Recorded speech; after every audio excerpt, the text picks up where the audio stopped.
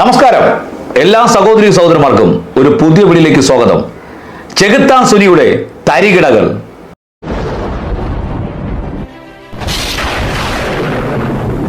പ്രിയ സഹോദരി സഹോദരന്മാരെ, കഴിഞ്ഞ ദിവസം ചെകുത്താൻ സുനിയെ ഞാൻ വിളിച്ചപ്പോൾ ചെകുത്താൻ സുനി പ്രതികരിച്ചത് കണ്ടല്ലോ.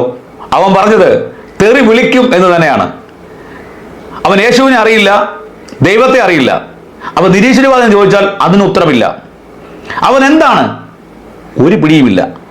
എന്നിട്ടാണ് ഇവൻ ദൈവത്തിനു വേണ്ടി സംസാരിക്കുന്നു, യഹോവയ്ക്ക് വേണ്ടി സംസാരിക്കുന്നു, നീതിക്ക് വേണ്ടി സംസാരിക്കുന്നു, കള്ള നാണയങ്ങളെ എതിർക്കുന്നു.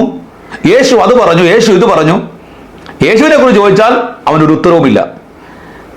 എന്നാൽ എന്നെ പെന്തക്കോസ് വിട്ടുപോയ ഒരു അച്ചായൻ വിളിച്ചു. ഞാൻ ചെയ്ത വീഡിയോയ്ക്ക് ചില ചോദ്യങ്ങൾ ചോദിച്ചു. ഞാൻ എങ്ങനെയാണ് മറുപടി പറഞ്ഞത് നിങ്ങൾ കേൾക്കണ്ടേ? കേൾക്കാം. ഇവൻ എന്താണ് പറഞ്ഞത്? ഒരു സഹോദരനെ വിളിച്ച് സംശയം ചോദിച്ചപ്പോൾ അവന്റെ അമ്മയ്ക്ക് വിളിച്ചു. ഞാൻ വിളിച്ചപ്പോൾ അവൻ ഇനിയും വിളിക്കുമെന്ന് പറഞ്ഞു. ഇതാണോടാ സുനി മാധ്യമധർമ്മം? നീ മാധ്യമ പ്രവർത്തകനാണോ അതോ വെച്ച വേറെ ഏതെങ്കിലും പ്രവർത്തകനാണോ?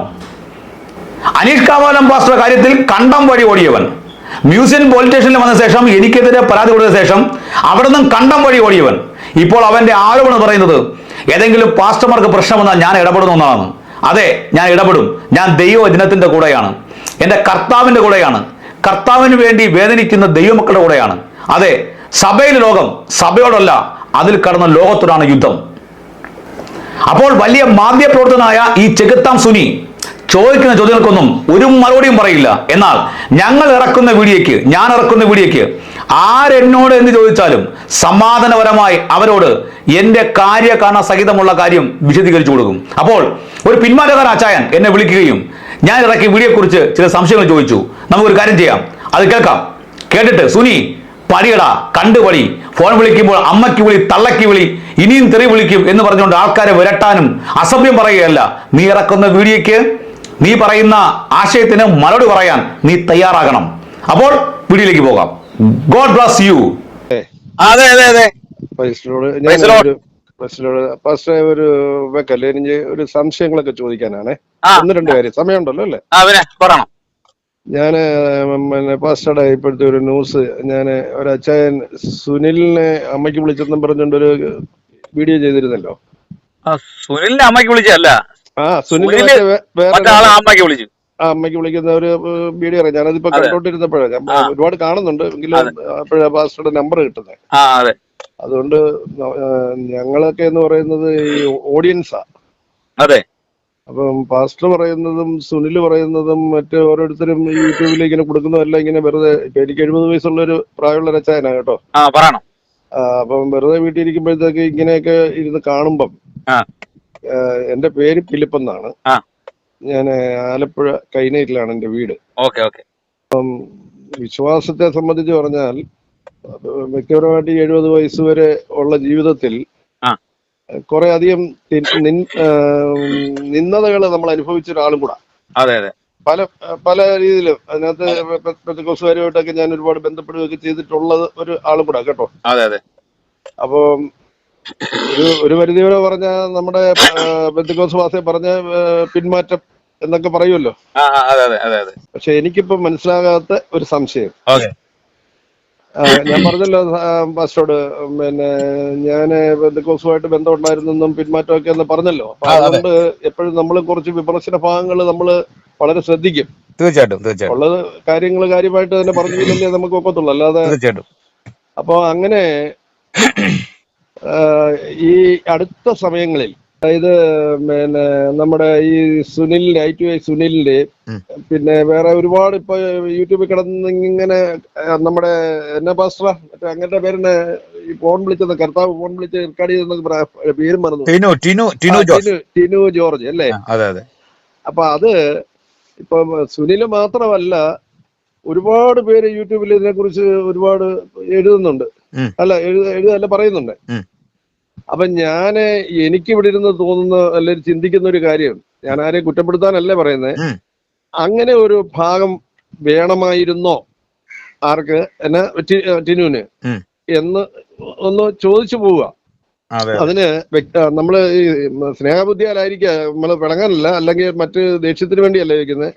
ആ സന്ദർഭത്തില് ഒത്തിരി വിശ്വാസികളുണ്ട്. ഈ 8 കോടി രൂപ നമ്മളൊരു ചർച്ച് പണിയാൻ വേണ്ടിയിട്ട് ദൈവത്തിന്റെ ആലയം പണിയണമെന്നും പറഞ്ഞുകൊണ്ട് അത് മാത്രമല്ല, അതിനകത്ത് എനിക്ക് ഏറ്റവും കൂടുതൽ വിഷമം വന്നൊരു കാര്യം എന്താണ്, നമ്മുടെ PG വർഗീസ് പാസ്റ്റർ ഇല്ലേ, അദ്ദേഹമായിട്ട് എനിക്ക് നല്ല ബന്ധമുണ്ട്. അത് മനസ്സിലാകുന്നു. ഞാൻ അങ്ങനെയുടെ പ്രസംഗമൊക്കെ ഒരുപാട് പോകുമായിരുന്നു. നല്ലൊരു ദൈവദാസനായിരുന്നു, ഇപ്പോഴും അല്ലെന്ന് ഞാൻ പറയുന്നില്ല. പക്ഷെ ഈ ആ 1 രൂപ പുള്ളിയുടെ കൈ കൊടുത്തിട്ട് അത് 8 കോടി ഈ ഇരിക്കുന്ന ആളുകൾ തരും എന്ന് പറയും. 8 കോടിയല്ല 16 കോടി കൊടുക്കാൻ കഴിവുള്ള ആളായി ഇപ്പൊ PG വർഗീസ് സാർ എന്നാണ് ഞാൻ മനസ്സിലാക്കുന്നത്. കാരണം പുള്ളിക്ക് അനേകം പുസ്തകങ്ങൾ എഴുതിയ ഒരുപാട് നല്ല സുവിശേഷം പ്രയോജനം ചെയ്ത ഒരു നല്ല ദൈവദാസനായിരുന്നു പുള്ളിയെ.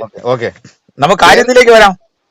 അപ്പം ഈ കാര്യം ഈ പറഞ്ഞ ഈ ടിനുവിന് ഇതിന്റെ ആവശ്യം ഉണ്ടായിരുന്നോ? ഇങ്ങനെയുള്ള ഈ കർത്താവ് സംസാരിക്കുന്നെന്നും പറഞ്ഞിട്ട് ഫോൺ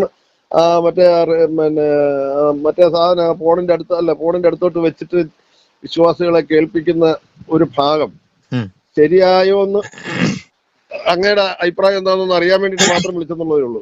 ഓക്കെ. 2 കാര്യമാണ് താങ്കൾ ചോദിച്ചത്. എനിക്കിങ്ങനെ കാര്യങ്ങൾ ചോദിക്കുന്നത് വളരെ ഇഷ്ടമാണ്. കാരണം നമ്മൾ ഒരു സമൂഹത്തിൽ നിന്ന് നമ്മൾ പബ്ലിക്കായിട്ട് നമ്മൾ ഈ കാര്യം സംസാരിക്കുമ്പോൾ, ഒരാൾ വിളിച്ച് ഇങ്ങനെ സംസാരിക്കുമ്പോൾ വളരെ കാര്യത്തിൽ ശാന്തമായി പറഞ്ഞു കൊടുക്കേണ്ട നമ്മുടെ കടമയാണ്. അത് ചെയ്യുന്നുണ്ട്. പക്ഷേ സുനി എന്ന് പറയുന്ന വ്യക്തി അങ്ങനെയല്ല. നമ്മൾ ആര് വിളിച്ചാലും ഫോൺ എടുക്കത്തില്ല, മറുപടി പറയത്തില്ല. അഥവാ അദ്ദേഹത്തെ ക്രിറ്റിസിസം ചെയ്താൽ അദ്ദേഹം തള്ളക്കി വിളിക്കും. മാത്രമല്ല പച്ചത്തെറിയും വിളിക്കും. അതിന്റെ ഓഡിയോ കൈവശമുണ്ട്. ഞാൻ പതുക്കെ പുറത്തു വിടുന്നതായിരിക്കും. അത് ഒന്നാമത്തെ ഒരു കാര്യം. രണ്ടാമത്തെ കാര്യം, അതെ, പുള്ളി ഒരു മുൻകോപിയാണ്. അത് എനിക്കറിയാം. പുള്ളി ആ ബെല്ലരേക്ക് ഇതൊക്കെ പറയുന്നതൊക്കെ നമ്മൾ കേൾക്കുന്നുണ്ട്. ഇച്ചിരി ശാന്തത കുറവുണ്ട് പുള്ളിക്ക്. അല്ല, ശാന്തത കുറവല്ല, അത് കോപിക്കുന്ന പ്രശ്നമല്ല. ആരെയും അമ്മയെ വിളിക്കാൻ പാടില്ല. അമ്മ എന്ന് പറഞ്ഞാൽ നമുക്കറിയാലോ, അമ്മ എന്ന് പറയുന്നത് ഏറ്റവും മഹത്തരമായ ഒന്നാണ് അമ്മ എന്ന് പറയുന്നത്. പിന്നെ കാണപ്പെട്ട ദൈവമല്ലേ. അതെ, അദ്ദേഹത്തെ പ്രസവിച്ച് വളർത്തിയ മാതാവ് 9 മാസം വരെ 9 മാസം ദിവസങ്ങൾ കഴിയുമ്പോൾ പ്രസവിച്ച് നമ്മളെ വളർത്തുന്ന മാതാവ് എന്ന് പറയുന്നത് നമുക്ക് എല്ലാവർക്കും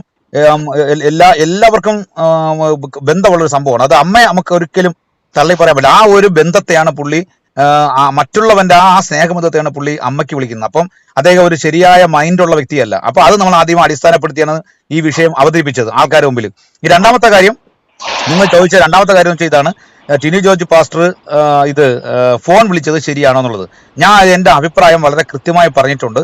അത് ഒന്നാമത്തെ കാര്യം, അദ്ദേഹത്തെ കുറിച്ച് ഉണ്ടായ വിമർശനം എന്ന് പറയുന്നത് ഇതാണ്: ദൈവത്തിന്റെ ശബ്ദം റെക്കോർഡ് ചെയ്തു എന്നാണ് ഷമീർ കൊല്ല ഉൾപ്പെടെ. സൗണ്ട് കേൾക്കുന്ന വെച്ചാൽ സമീർ കൊല്ല ഉൾപ്പെടെ ഞാൻ കേൾക്കുന്നത് ശാന്തമായി കേൾക്കുക.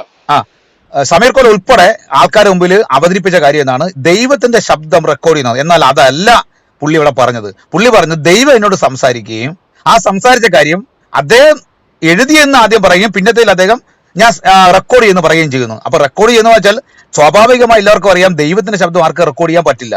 ദൈവം പറഞ്ഞ ആലോചനയെ മറന്നു പോകാതിരിക്കാൻ എഴുതിയെന്നും പിന്നെ അദ്ദേഹം മാറ്റി പറയുന്നു. അദ്ദേഹം പറഞ്ഞിങ്ങനെയാണ്, ഞാൻ റെക്കോർഡ് ചെയ്തു വെച്ചിട്ടുണ്ട് എന്ന് പറയുമ്പോൾ എന്നിട്ട് അദ്ദേഹം അദ്ദേഹത്തിന്റെ സൗണ്ടാണ്.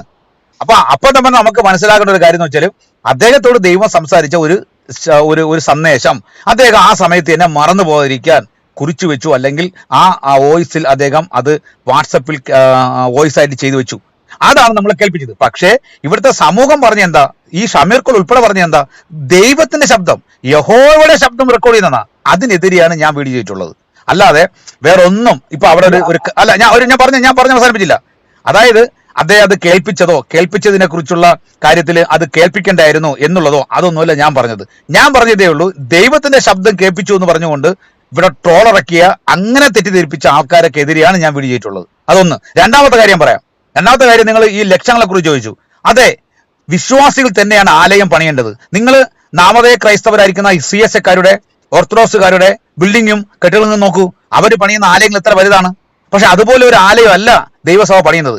ദൈവമക്കൾക്ക് വന്നിരുന്ന് കാറ്റും മഴയും കൊള്ളാതെ അവർക്ക് ദൈവത്തെ സൺഡേയിൽ ആരാധിക്കാൻ വേണ്ടി അദ്ദേഹം വിശാലമായ കാഴ്ചപ്പാടിൽ ഒരു ആലയം പണിയുന്നു. അത് അദ്ദേഹം കൊണ്ടുപോകാനല്ല. ഇനി കർത്താവിന്റെ വരവരെ നിലനിൽക്കുന്ന ആൾക്കാർ ഇനിയും കാലങ്ങൾ കഴിയുമ്പോൾ പല ആൾക്കാരും രക്ഷിക്കപ്പെട്ട് വരുമ്പോൾ അവർക്കൊരു നന്മയെ മാറത്തില്ലേ. രണ്ടാമത്തെ കാര്യം, നിങ്ങളെ സംശയം തീർത്തിരാം. ദൈവത്തിന്റെ ആലയം ആരാണ് പണിയേണ്ടത്? ജനങ്ങൾ തന്നെയാണ് പണിയേണ്ടത്. നിങ്ങൾ പടയമതി നോക്കൂ. ദൈവത്തിന്റെ ആലയമായ യെരുശലേം ദേവാലയം പണിയാൻ സമയത്ത് ദാവീദ് കുറെ കാര്യങ്ങൾ ക്രമീകരിച്ചു. അപ്പൊ തന്നെ സമാഗമന കൂടാരം പണിയാൻ സമയത്ത് മോശയോട് പറഞ്ഞു, പൊന്നാഭരണങ്ങളും വെള്ളിയാഭരണങ്ങളും താമരവും ഒക്കെയും ജനത്തോട് കൊണ്ടുവരാൻ പറഞ്ഞു. അവർ യഥേഷ്ടം കൊണ്ടുവന്നിട്ടുണ്ട്. ജനമാണ് പണിയുന്നത് ദൈവത്തിന് വേണ്ടി. ഒരു വ്യക്തിയല്ല, ജനമാണ് പണിയുന്നത്. കാരണം ജനമാണ് ദൈവത്തിന് വേണ്ടി പ്രവർത്തിക്കുന്നത്. ആ ആശയപ്രകാരവും ജനത്തോട് നിങ്ങൾ കർത്താവിന്റെ നാമത്തിന് വേണ്ടി കർത്താവിനെ ആരാധിക്കാനുള്ള ഒരു ആലയം പണിയാൻ വേണ്ടി നിങ്ങളാണ് അത് തരേണ്ടതെന്ന് പറയുന്നതിൽ യാതൊരു തെറ്റുമില്ല. ഇനി ഒരു കാര്യം, ആ പൈസയൊക്കെ വാങ്ങിച്ച് അദ്ദേഹം ക്രമരഹിതമായ അദ്ദേഹത്തിന്റെ ജീവിത സാഹചര്യത്തിലാണ് ഉപയോഗിക്കുന്നെങ്കിൽ അത് തെറ്റായി മാറും. അല്ലാതെ ആലയം ഒരു വിശ്വാസികൾ ഇത് പണിയാൻ പറയുമ്പോൾ പൈസ കൊണ്ടുവരാൻ പറയുന്നത് തെറ്റല്ല എന്നാണ് എന്റെ ബൈബിൾ പരമായ കാഴ്ചപ്പാട്. ഓക്കെ. ഞാന് പാസ്റ്റർ എന്നെക്കാട്ടിയൊക്കെ ഒരുപാട് അറിവുള്ള ഒരാളാണ്. അതിന് എനിക്ക് രണ്ട് പക്ഷമില്ല. അതുകൊണ്ട് പാസ്റ്റർ പറയുന്നത് 100% ശരി തന്നെ. പക്ഷേ ഇതിനകത്ത് സംഭവിക്കുന്നത് എന്താണെന്ന് ചോദിച്ചാൽ, ഈ നമ്മുടെ വിശ്വാസികള് അല്ലെങ്കിൽ മനുഷ്യരെന്ന് പറയുന്നവര് ഈ ഇത്ര പരിജ്ഞാനം ഇല്ല ഉണ്ടാകണമെന്നില്ല. മനസ്സിലാകുന്നുണ്ടോ?